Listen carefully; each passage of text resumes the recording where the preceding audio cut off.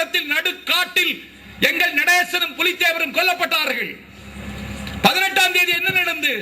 தம்பி பிரபாகரன் கொல்லப்பட்டார். உங்கள் தொலைக்காட்சி எல்லா இடங்களிலும் சொல்லிட்டு வைகோ தோல்வி, எங்களின் கடைசி நம்பிக்கை பிரபாகரன் மரணம். இனிமேல் நான் ஏன் உயிரோடு இருக்க வேண்டும் என்று நான் தீர்மானித்தேன். இன்றைக்கு தமிழ் தேசிய இயக்கத்தின் தன்னிகரற்ற தலைவர் பல நெடுமாறன் சம்பத், இதை நம்பாத. ஏற்கனவே இப்படி 5 தடவை அவரை கொண்டதா சொன்னானோ, இது 6வது தடவை. அவரை கொல்ல முடியாது, நம்பாத ராஜா, எல்லார்ட்டையும் சொல்லுன்னு அவர் சொன்னார், நம்பினேன். 20ஆம் தேதி என்ன சொன்னான்? நந்திக்கடல் பையில் அவருக்கு பாடி கிடக்குன்னு சொல்லி அவரை மாதிரி ஒரு பாடியை காமிச்சிட்டான். நம்பாம வழி இல்லை. திரையுலகத்தில் பணியாற்றுகிற என் தம்பி சொன்னான்னா, இதெல்லாம் கிராபிக்ஸில் இந்த மாயாஜாலம் செய்ய முடியும். உங்க கூட நயன்தாராவை நீங்க கட்டி பிடிக்கிறது மாதிரி காமிக்கட்டுமான்னு கேட்டான். காமிக்கலாமா? நான் சொன்ன வேண்டாம் பிரபுதேவா, ரொம்ப வருத்தப்படுவான்டா, காமிக்காதடான்னு சொன்னேன். கிராபிக்ஸ்ல காமிச்சுட்டான், இது நம்பாதீங்கன்னா. நான் கேட்கிறேன், இதுவரைக்கும் ஈழத்தில் இலங்கையில் ஒரு கலகக்காரன் பிரபாகரன் செத்தாங்கிறத பார்லமெண்ட்ல சொன்னானா ராஜபக்சே? சொல்லலையே. டெத் சர்டிபிகேட் கொடுத்தியா?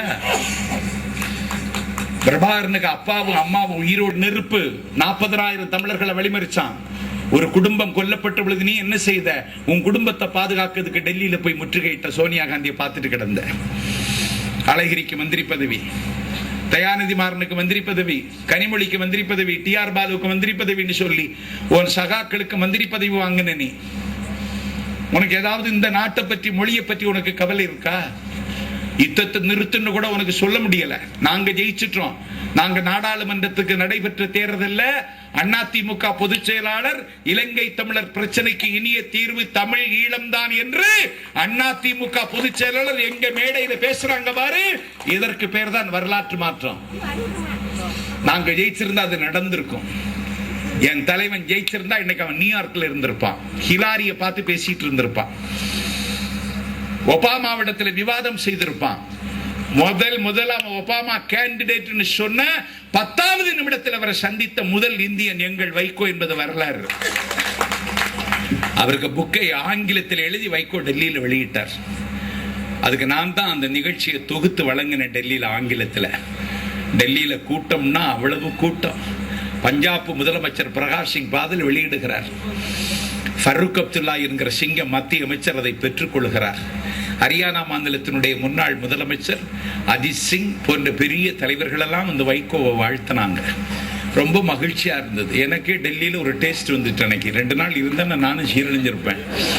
அவ்வளவு மரியாதை வைகோவுக்கு. டெல்லி வாழ் தமிழர்கள் சொன்னார்கள், ராஜாவும் கனிமொழியும் அசிங்கப்படுத்தி தமிழன் என்று சொல்வதற்கே வெட்கி தலைகுனிந்தோம். வைகோ இந்த நிகழ்ச்சி நடத்ததன் மூலம் நாங்கள் கொஞ்சம் தலை நிமிர்ந்து நிற்கிறோம்னு சொல்லி என் தலைவனுடைய புத்தக வெளியீட்டு விழாதான் டெல்லியில தமிழர்களுக்கு மீட்டு தந்தது, மானத்தை மீட்டு தந்தது.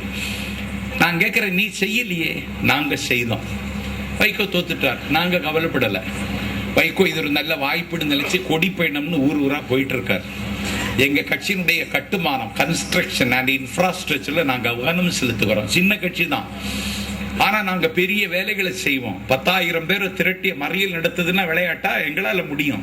விடுதலை புலிகள் இயக்கத்தின் மீதான தடைய விலக்குன்னு சொன்னா இந்த நாட்டில் என்ன செய்வ நீ?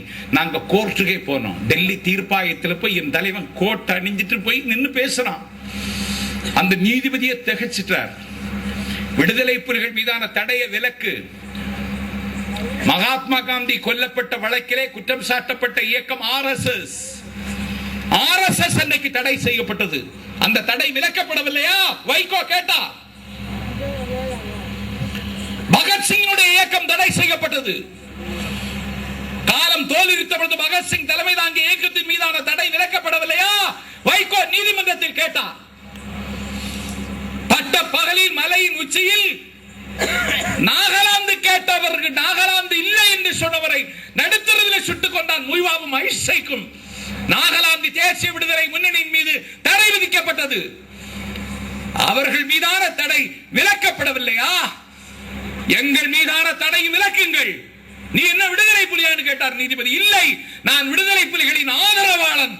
நீதிமன்றத்தில் வைகோ சொன்னார், சென்னையில் சொன்னார், உதகமண்டலத்தில் சொன்னார். மத்திய அரசாங்கத்திற்கு கட்டுப்பட்டு அந்த நீதிமன்றம் நமக்கு சாதகமான தீர்ப்பை வழங்காவிட்டால் இன்றைக்கு சென்னை உயர்நீதிமன்றத்தில் வழக்கு தொடுத்து அங்கேயும் என் தலைவன் வழக்கறிஞராக வேடம் தரித்து அங்கேயும் போய் நின்று வாதிடுகிறான் என்றால்